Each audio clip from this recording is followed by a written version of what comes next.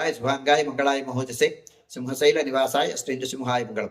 శ్రీ శ్రీ శ్రీ వరాహలక్ష్మీ నృసింహస్వామి వారి సన్నిధానంలో ఫాల్గుణ బహుళ అష్టమి శనివారం మూలా నక్షత్రం మార్చి 22వ తారీఖు యథావిధిగా 4 గంటల నుంచి 4:30 గంటల వరకు సుప్రభాత సేవ. సుప్రభాత సేవలో భాగస్వాములు కాగోరు వారు దానికి తగిన రుసుము చెల్లించి సంప్రదాయ వస్త్రధారణంతో పరిమిత సంఖ్యలో భాగస్వాములు కావచ్చు. 4:30 గంటల నుంచి 6:30 గంటల వరకు ప్రాతరారాధన.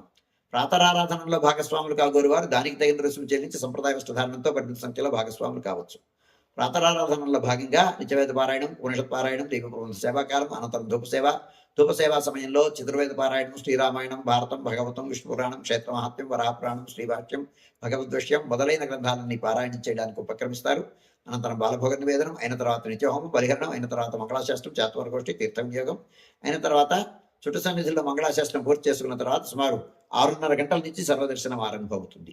7:30 గంటలకు సహస్రనామార్చనం, 8:30 గంటలకు గరుడ సేవ, 9:30 గంటలకు నిత్య కళ్యాణం ఆరంభమవుతాయి. ఆయా సేవల్లో భాగస్వాములు కాగోరు వారు ఆయా సేవలకు తగిన రుసుము చెల్లించి సంప్రదాయ వస్త్రధారణతో పరిమిత సంఖ్యలో భాగస్వాములు కావచ్చు. 11:30 గంటల నుంచి 12:15 గంటల వరకు రాజభోగ నివేదనం, మహానివేదనం.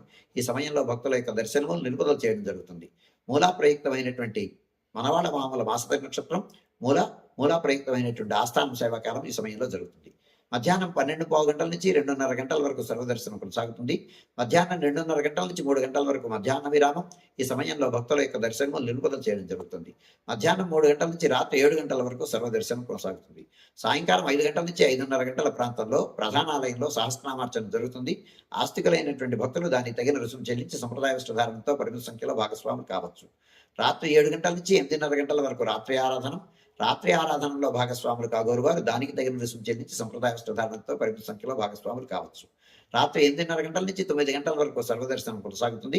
9 గంటలకు ఏకాంత సేవ కవాటబంధనంతో ఈనాటి కార్యక్రమం సుసంపన్నమవుతుంది.